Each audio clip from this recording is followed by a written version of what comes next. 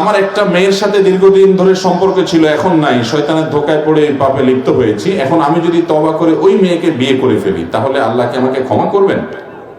ভাইরা আমার, অনেক যুবক ভাইরা এই হারাম এবং পাপাচারে লিপ্ত হয়েছেন। আল্লাহ বুঝ দিয়েছেন, সাথে সাথে ছেড়ে চলে আসেন। যদি সে মেয়ে বিয়ের উপযুক্ত হয়, দিনদার হয়, ভালো মনে হয়, দিনদার মেয়ে তো আর প্রেম করার কথা না। দিনদার মেয়েকে এই 2 নম্বর কাজ করার কথা। কিন্তু তারপরে এমন হতে পারে একসময় সে করেছে, এখন সে দিনের পথে ফিরে আসছে, অথবা এই দিক থেকে তার দুর্বলতা ছিল, অন্য অনেক দিক থেকে মাশাআল্লাহ সে ভালো। তাহলে সব দিক থেকে ভালো হলে পারিবারিক ভাবে তাকে বিয়ে শাদী করার উদ্যোগ দেয়, সেটা অবশ্যই প্রশংসনীয় হতে পারে, যদি দিনই কারণে তাকে অগ্রাধিকার দিয়ে আপনি করেন, বিশেষ করে ভালো, এটা হতে পারে। কিন্তু এর কারণে আপনার অটোমেটিক আগের পাপ মাফ হয়ে যাবে, এত সহজ না। আগের পাপ মাফ হওয়ার জন্য আল্লাহর কাছে মাফ চাইতে হবে। কি চাইতে হবে? ক্ষমা চাইতে হবে। আল্লাহ, আমরা ভুল করেছি, মাফ করে দেন।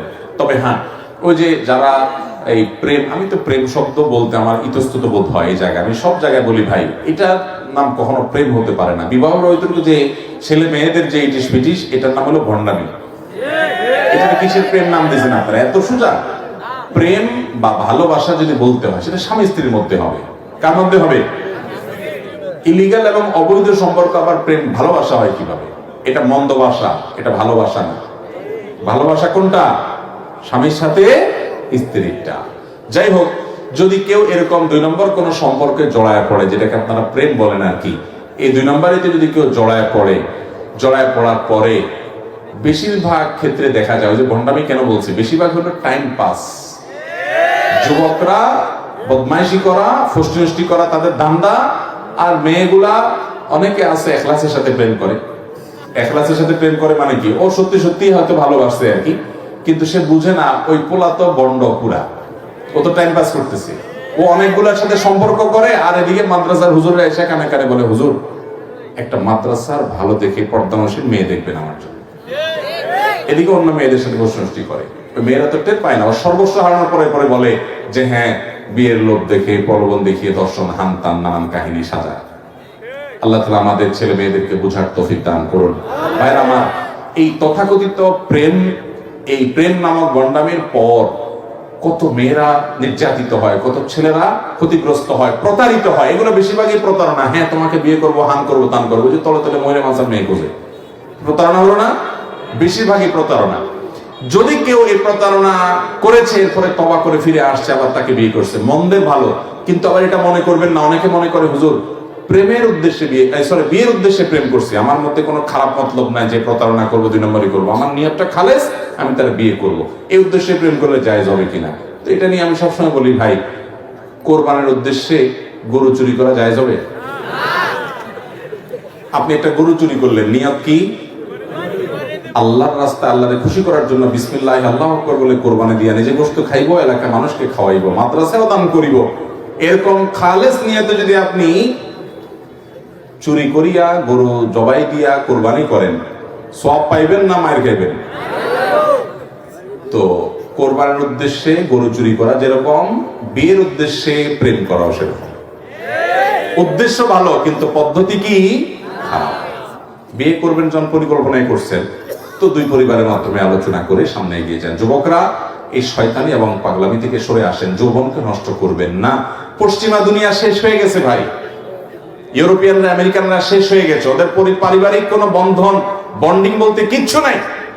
এই দেশের মানুষ অনেক ক্ষেত্রে মনে করে আরে আমরা অনেক মিসকিন, আরে আপনারা অনেক সুখী ওদের চাইতে অনেক দিক থেকে। এর ভিতরে একটা দিক এটাও যে শুধুমাত্র রোডঘাট চকচকা দেখেন, ওদের বাইর গুলা সব ফ্রেশ দেখেন, অনেক কিছু ভালো দেখেন, মনে করেন সব সুখের সাগরে ভাসতেছে। আজকে একজন বড় ডক্টর, অনেক বড় একজন হার্টের ডক্টর সৌদি আরব থেকে আসছে, ওনার সাথে কোন একটা প্রোগ্রামে কথা বলছিলাম। প্রসঙ্গত উনি বলছিলেন যে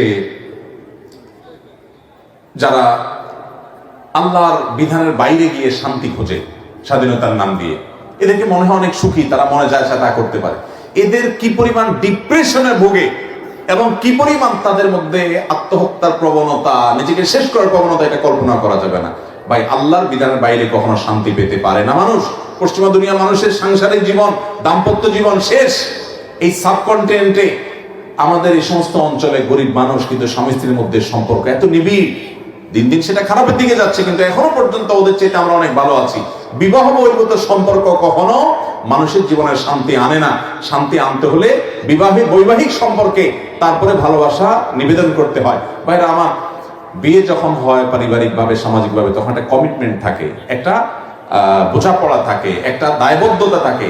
এই জন্য দেখবেন এখানে জুলুম পরিমাণে অনেক কম ওই তথাকথিত অবৈধ সম্পর্ক থেকে। এই জন্য মিউচুয়াল আন্ডারস্ট্যান্ডিং এর নামে এই বয়ফ্রেন্ড গার্লফ্রেন্ড কালচার থেকে বেরিয়ে আসতে হবে। আল্লাহর ভয়ে হারামে আরাম নাই, আল্লাহ তাআলার বৈধ পন্থায় আসতে হবে। যদি কেউ তারপরেও এরকম কারোর সাথে অবৈধ সম্পর্ক ছিল, এখন তাকে বিয়ে করে ফেলেছে, আগেরটার জন্য মাপ চায়, তাহলে সেটা হতে পারে, খারাপ কিছু না, আল্লাহ মাফ করবেন। কিন্তু যদি এই নিয়তে করে যে না বিয়ে তো করবো, নিয়ত তো আমার খালেজ, তাহলে আল্লাহ তো মাফ করবেই না। ওই 2 নম্বরই করা যাবে। এখন মুশকিল হলো বেশিরভাগই 2 নম্বরই করে, বিয়ের নিয়ত টিয়ত নাই, জাস্ট টাইম পাস। তো এই জন্য যে বিয়ের নিয়তে করে ও মনে করে আমি তাইলে তো নেককার এই যুগে, সবগুলা টাইম পাসই করে, আমি তো এর মধ্যে ভালো। তো এটা হলো ওই যে সবগুলা গরু চুরি করে এমনি খায়, একটু কোরবানি করে খায়, একটু পার্থক্য হলো।